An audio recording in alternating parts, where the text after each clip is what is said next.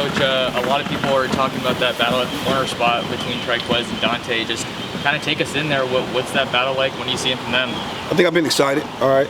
You know, anytime you get competition in camp, it's going to be a back and forth deal. I think both of them are such different players. You got one guy that's really long levered, you know, press coverage guy. You got another guy that's tightly wound, right? Got a lot of twitch, a lot of explosiveness about him.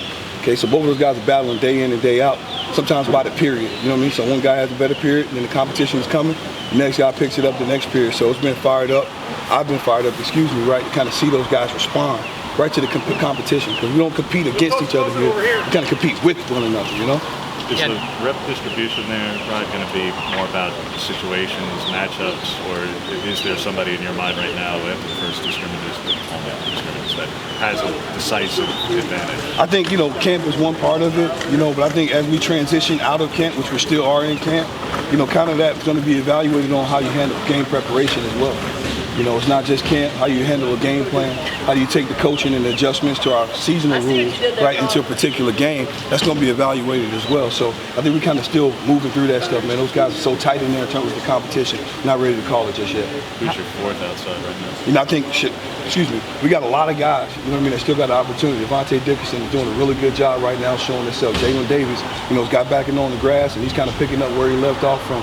So we still got some other bodies that in there that are vying for that spot right there, which is good to see, because you want to build some championship depth here and get some of those young guys on the field if you possibly can. What have you seen from Mikal and just his evolution of his game and where he's at now going into his third year? I've seen a lot of growth in him, you know, in all aspects of his life, you know, from the way he's done academically. He's passed 30 units probably in the last two quarters, which is a lot to do for one. I think from a maturity standpoint, he's done a great job of being one of the first guys in the building. And if you know Mikal, you know, he's not really a guy of many words, but the job that he's doing coaching the younger guys has really helped me as a coach. So I'm very proud of the maturation that he's had. He's flying around, he's practicing as hard as he's ever practiced before, and he's primed for a good season. So we're going to continue to push and squeeze the orange, because there's still some more in there. There's still some more technique. There's still some more leadership that he can provide for our football team. I was just going to say, what is there for him to improve on? What's kind of that next step for him to, he's already viewed as an elite corner, but what's that next step for that guy? I think for him at corner, you can always improve your technique. Right. You know, that's why I like coaching corner. You know, that's why I think, you know, coaching corner is one of the most underrated positions to coach, because there's so many fine details that go along with it. You know, you can take a play out there where he takes an interception to the house, and I guarantee I'll find a point here or a point there that could have been, you know what I mean, could have been critiqued a little bit better, something that he could fix. So he's been doing a great job. I got zero complaints. Just want to continue right there with consistency. Where's Dante, you think, you made the biggest leap in this fall camp? I think consistency. You know, we got to understand that, one, you know, he didn't get an opportunity to play last fall. You know what I mean? Pulled a hamstring the day before fall camp started. Came back the week of Stanford. You know, played a couple snaps against Wazoo, and the hamstring was going again. So in my mind, he's a true freshman. You know, hadn't had that full opportunity to really get the training and the grinding, all right, the fundamentals of what we're doing right now. So it's leaps and bounds where he was last year.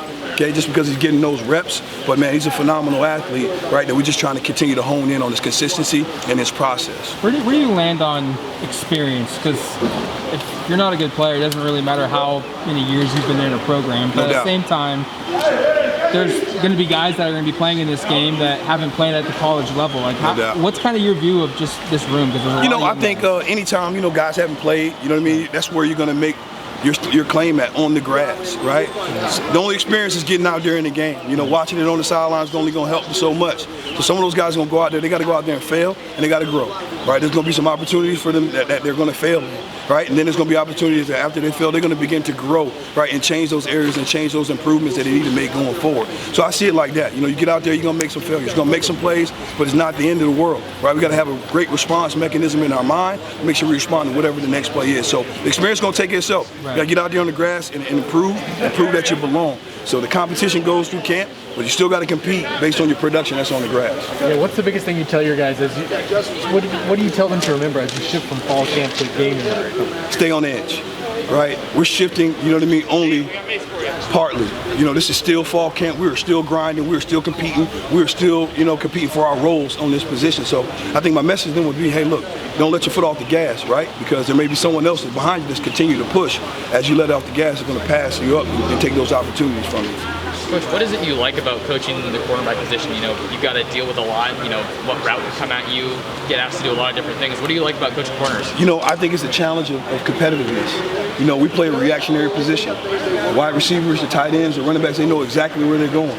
So I think it's a challenge when you don't know where they're going. So I think athletically it's one of the most difficult positions to play on the football field. So I think that challenge alone, right, and all the added technical things that come along with the position, that's what I like coaching. You know what I mean? Again, I can find a play that we can take an interception to the house, but I can critique certain things about it, right, that we can break down the game and break down that play and make them that much better. So that's always fun, right? And it's always fun putting the blanket on wide receivers, you know, it's real fun.